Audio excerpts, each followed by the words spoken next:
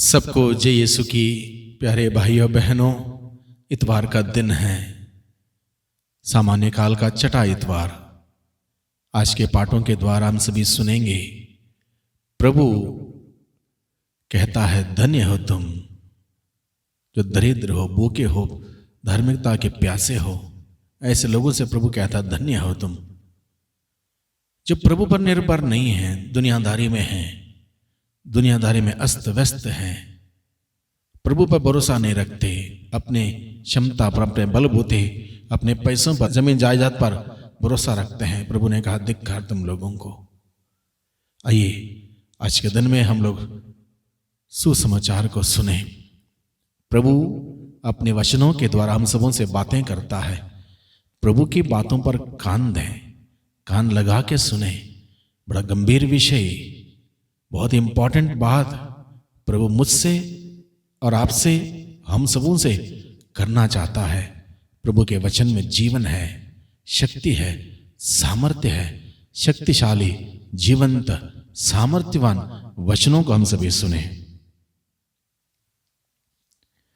सुसमाचार लिया गया है संत लूकस के द्वारा रचित अध्याय 6 पद संख्या 17 से आगे। ईसा उनके साथ उतरकर एक मैदान में खड़े हो गए। वहां उनके बहुत से शिष्य थे और समस्त यहूदिया तथा यरूशलेम का और समुद्र के किनारे तीरुस तथा सीदोन का एक विशाल जनसमूह भी था, जो उनका उपदेश सुनने और अपने रोगों से मुक्त होने के लिए आया था। ईसा ने अब्दुतग्रस्त लोगों को चंगा किया। सभी लोग ईसा को स्पर्श करने का प्रयत्न कर रहे थे, क्योंकि उनसे शक्ति निकलती थी और सबको चंगा करती थी। ईसा ने अपने शिष्यों की ओर देखकर कहा, धन्य हो तुम जो दरिद्र हो, स्वर्ग राज्य तुम लोगों का है। धन्य हो तुम जो अभी भूखे हो, तुम तृप्त किए जाओगे। धन्य हो तुम जो अभी रोते हो, तुम हंसोगे। धन्य हो तुम जो मानव पुत्र के कारण लोग तुमसे बैर करेंगे, तुम्हारा बहिष्कार और अपमान करेंगे और तुम्हारा नाम घृणित समझकर निकाल देंगे। उस दिन उल्लसित हो और आनंद मनाओ, क्योंकि स्वर्ग में तुम्हें महान पुरस्कार प्राप्त होगा। उनके पूर्वज नबियों के साथ ऐसा ही किया करते थे।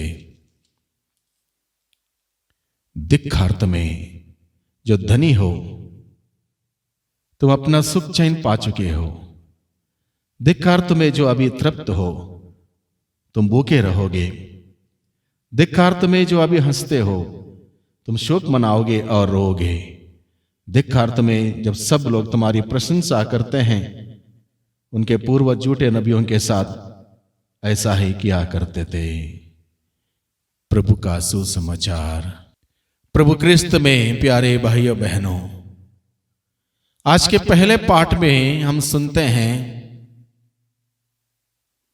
प्रभु कहता है धन्य हो वह मनुष्य जो प्रभु पर श्रद्धा रखता है। प्रभु पर श्रद्धा रखने वाले व्यक्ति के लिए धन्य कहा। बाइबल में यह भी लिखा है, श्रद्धालु भक्तों के लिए किसी बात की कमी नहीं होगी। जब प्रभु पर निर्भर रहता है, प्रभु पर भरोसा रखता है, प्रभु पर विश्वास करता है, प्रभु पर श्रद्धा रखता है, उसकी तुलना की गई किसके साथ? जल स्रोत के किनारे लगाए हुए वृक्ष के भांति। जो पेड़ जल स्रोत के किनारे लगाया गया हो, उसको निरंतर पानी मिलता रहेगा, ऊपर से धूप के माध्यम से ताकत मिलती रहेगी, किसी मौसम में वो मुरझाएगा नहीं, सूखेगा नहीं, मरेगा नहीं, बल्कि हरा भरा रहेगा, फलदायक रहेगा। इस ऐसी तुलना करते हुए प्रभु हमें बताता है धन्य है वह मनुष्य जो प्रभु पर भरोसा रखता है। प्रभु पर भरोसा रखने का यह तात्पर्य है भाइयों बहनों। और आज के सुसमाचार में प्रभु हमें यही बताता है, धन्य हो तुम जो भूखे हो, धार्मिकता के लिए प्यासे हो, जो अत्याचार सहते हो सच्चाई के लिए, तुम्हारा नाम खराब किया जाता है अच्छे काम करने के लिए, धन्य हो।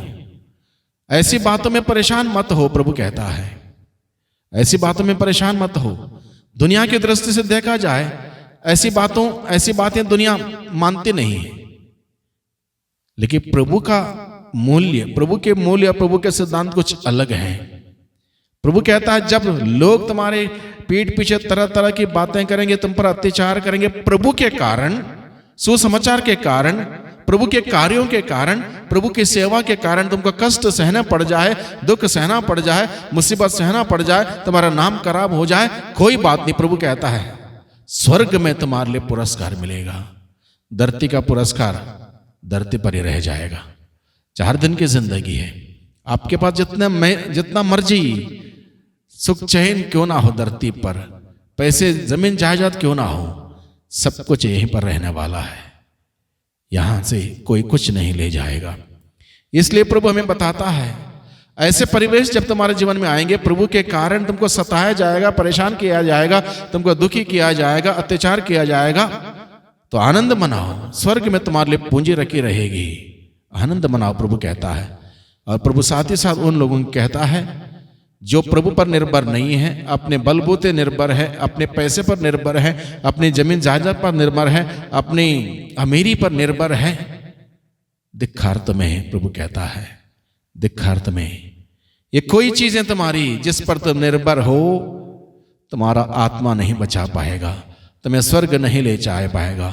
स्वर्ग ले चलने के लिए सिर्फ और सिर्फ एकमात्र रास्ता है, वो प्रभु है। प्रभु ने कहा मैं ही रास्ता हूं, और स्वर्ग द्वार में प्रवेश करने के लिए एकमात्र द्वार है, वो प्रभु है, प्रभु यीशु है। प्रभु ने कहा मैं ही द्वार हूं, दूसरा कोई नहीं। इसलिए भाइयों बहनों, हम प्रभु की बातों को सुने, ग्रहण करें, मनन चिंतन करें, जैसे प्रभु ने कहा वैसा जीवन व्यतीत करने का प्रयास करें।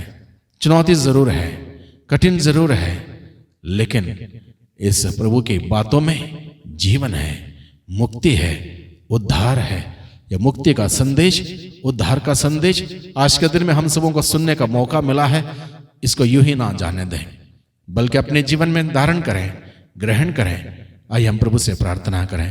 प्यारे प्रभु जी, हम आपको धन्यवाद देते हैं आज के वचनों के लिए। आज के दिन में अपने वचनों के द्वारा प्रभु आपने हम सबों को अनुग्रहित किया है, आपने बुलावा दिया है, निमंत्रण दिया है, आपके मूल्यों को जानने की, आपके सिद्धांतों को जानना और उसके अनुसार जीवन व्यतीत करने के लिए आपने बुलावा दिया है।